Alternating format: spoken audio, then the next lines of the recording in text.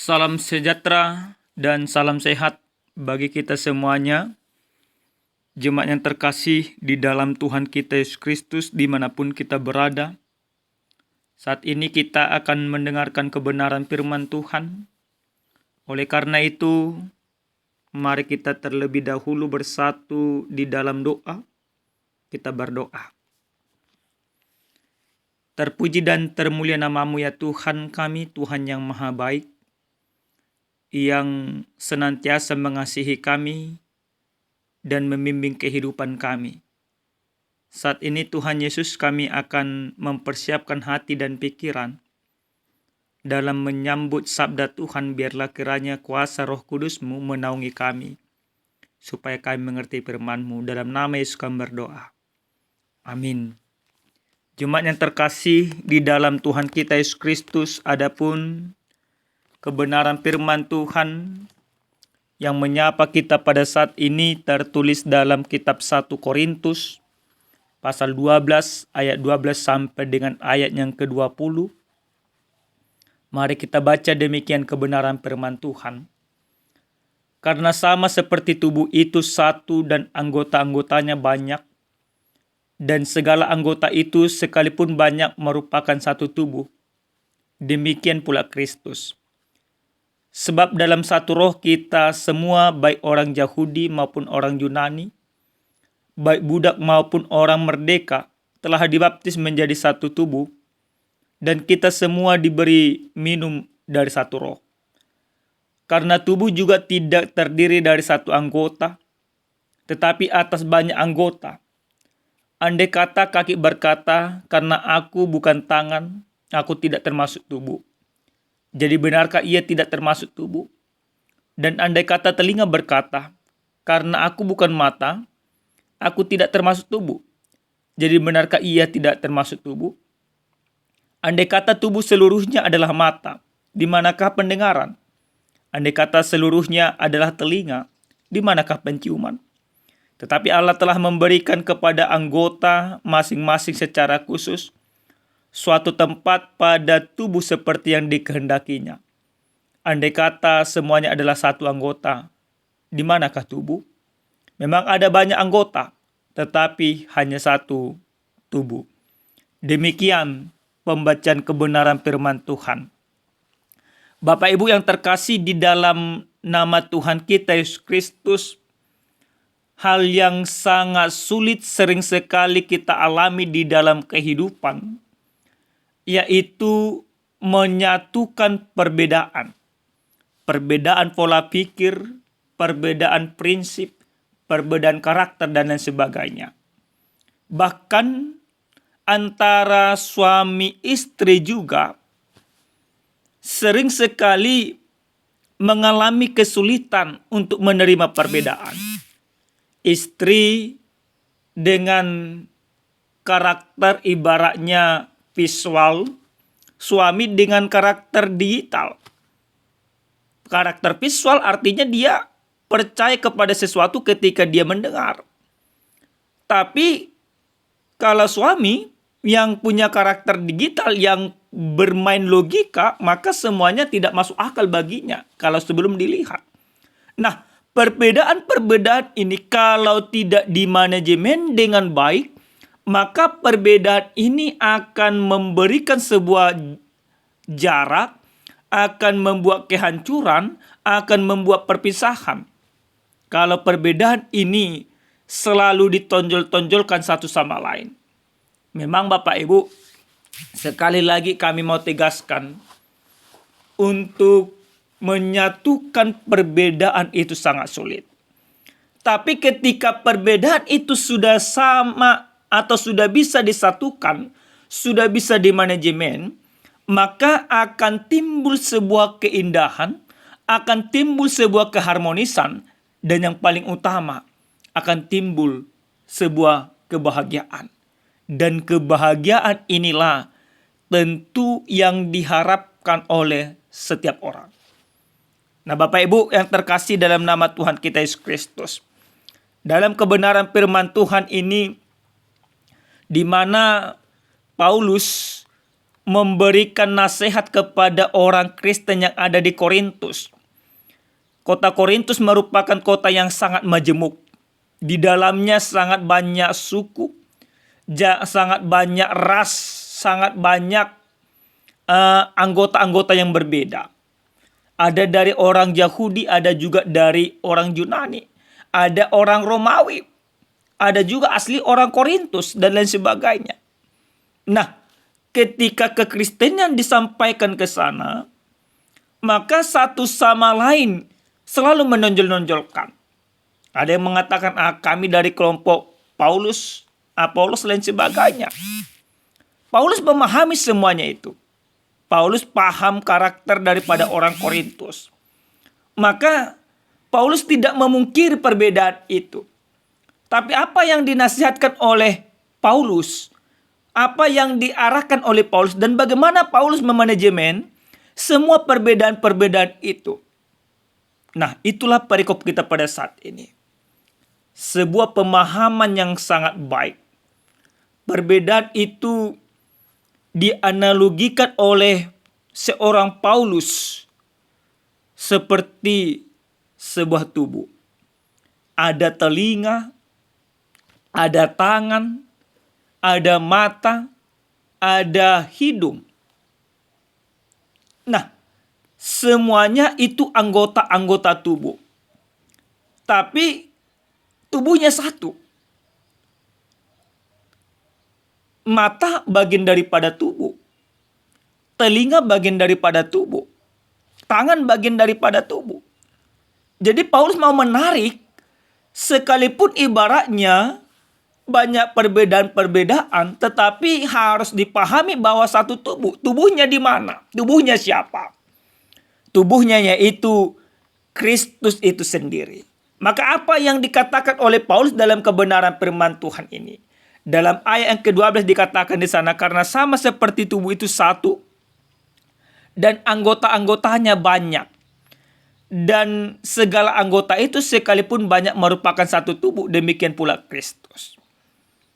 Ada anggotanya dari kelompok Yunani, ada dari kelompok Yahudi, ada dari kelompok budak, ada dari orang merdeka. Tapi ketika semuanya itu diselamatkan oleh Kristus, ditebus oleh Kristus, maka semuanya anggota-anggota itu disatukan di dalam tubuh Kristus. Penyatuan di dalam tubuh Kristus itulah yang harus dipahami bersama. Sekalipun dia orang Yahudi, orang Yunani, orang merdeka, dan budak, tapi mereka satu di dalam Kristus. Satu di dalam Kristus berarti mereka tidak dapat lagi memandang sebuah perbedaan sebagai sesuatu yang memisahkan.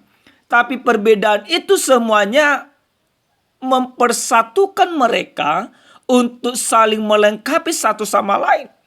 Tidak boleh lagi orang Yahudi mengatakan kami orang Yahudi. Tidak boleh lagi mengatakan kami orang Yunani. Kami orang merdeka, kami budak. Maka kalau keakuannya, keyahudiannya, kejunaniannya, kemerdekaannya, dan kebudakannya ditonjolkan, maka semuanya akan terpisah. Tapi ketika keakuannya disampaikan bahwa aku sama seperti orang Yunani, bahwa aku sama seperti orang Yahudi, aku sama seperti orang merdeka, aku sama seperti budak, dan kesamaan itu terjadi di dalam Yesus Kristus, maka yang timbul adalah sebuah keharmonisan, sebuah kebahagiaan, sebuah kedamaian dan sukacita. Yang diinginkan Paulus bagi jemaat Korintus pada saat itu, khususnya dalam perikop ini, supaya semuanya yang berbeda, yang unik itu menyadari bahwa mereka satu di dalam Kristus. Tubuh mereka adalah Kristus. Kristus itu yang mempersatukan mereka di dalam pengorbanannya. Nah, Bapak Ibu yang terkasih di dalam Tuhan kita Yesus Kristus. Lalu bagaimana kita di dalam kehidupan kita pada saat ini sesuai dengan tema yang dikatakan banyak anggota tetapi satu tubuh? Apa yang harus kita pahami dari kebenaran ini, dari firman ini. Yang pertama Bapak Ibu yang terkasih di dalam Tuhan kita Yesus Kristus, dari firman ini kita mau disadarkan bahwa kesatuan dalam keanekaragaman itu merupakan sebuah panggilan Tuhan untuk tetap melayani. Sekali lagi, kita tidak bisa paksakan orang Batak menjadi orang Jawa atau orang Jawa menjadi orang Batak. Kita tidak bisa paksakan itu. Tapi kita harus memahami, baik dia orang Batak atau orang Jawa, mereka satu di dalam Kristus. Jadi keanekaragaman itu menjadikan kita melayani dengan berbagai cara yang berbeda. Orang Jawa harus mempermuliakan Tuhan Yesus di dalam kehidupannya oleh karena imannya kepada Kristus. Orang Batak juga demikian. Keanekaragaman ini menjadi cara Allah untuk memberitakan firman Allah supaya semakin tersebar kemana-mana. Jadi kita tidak boleh lagi memaksa. Sebagai suku Batak misalnya, harus kita paksakan orang lain harus seperti orang Batak. Tidak bisa. Biarkan mereka menjadi orang Jawa. Biarkan kita menjadi orang Batak. Biarkan mereka menjadi orang Nias. Tetapi semuanya melakukan pekerjaan-pekerjaan Kristus. Itu yang lebih indah. Maka di dalam suku Batak akan nampak pekerjaan Kristus. Di dalam suku Jawa nampak pekerjaan Kristus. Orang Nias demikian dan semua suku demikian. Ketika semuanya mau nampakkan pekerjaan-pekerjaan Kristus, yang ada tidak lagi perpecahan, yang ada tidak lagi perpisahan, yang ada justru kesatuan, keindahan di dalam keberagaman. Itu yang harus kita pahami bersama. Itu yang diinginkan oleh Tuhan Yesus dari kita. Aku orang Batak, biarlah aku menjadi orang Batak dan memberitakan pekerjaan-pekerjaan Kristus dengan prinsip-prinsip kebatakanku. Supaya apa? Supaya Kristus itu juga diwartakan bagi orang Batak dan bagi suku-suku yang lain. Nah, yang kedua Bapak Ibu yang terkasih di dalam nama Tuhan kita Yesus Kristus, dari firman ini kita mau diajak, yaitu untuk menggunakan karunia untuk melayani orang lain. Menggunakan karunia-karunia bagi kita. Kalau tangan bisa memegang, maka tangan ini harus dipergunakan untuk memegang yang baik. Kalau aku bisa berkhotbah, Bapak Ibu bisa bernyanyi, Bapak Ibu bisa berdoa, maka mari kita pergunakan karunia itu. Setiap karunia yang diberikan oleh Allah kepada kita harus kita pergunakan untuk kemuliaan Kristus. Jangan pula kita pergunakan karunia-karunia yang telah Allah berikan sebagai anggota-anggota tubuh, yaitu melakukan hal yang tidak baik. Tapi kita didorong, kita diajak untuk menggunakan karunia-karunia yang ada pada kita, anggota-anggota tubuh atau bagian-bagian tubuh daripada Kristus yang kita miliki ini untuk melayani, untuk mempermuliakan Tuhan, untuk mewartakan kabar baik itu sendiri. Sehingga ketika kita mempergunakan anggota-anggota tubuh bagian yang kita miliki ini untuk melayani Tuhan, maka Tuhan juga akan semakin dipermuliakan. Yang terakhir Bapak Ibu yang terkasih di dalam Tuhan kita Yesus Kristus, dari firman ini kita mau diajak untuk bekerja sama dan saling ketergantungan satu sama lain. Maka walaupun kita berbeda-beda, walaupun kita berbeda karakter, tapi kita harus memahami yaitu kerjasama yang sangat baik, yang saling ketergantungan. Saling ketergantungan yaitu di dalam Yesus Kristus. Jadi kita tidak lagi boleh mengatakan aku yang lebih hebat. Kita tidak boleh lagi mengatakan aku yang lebih lemah.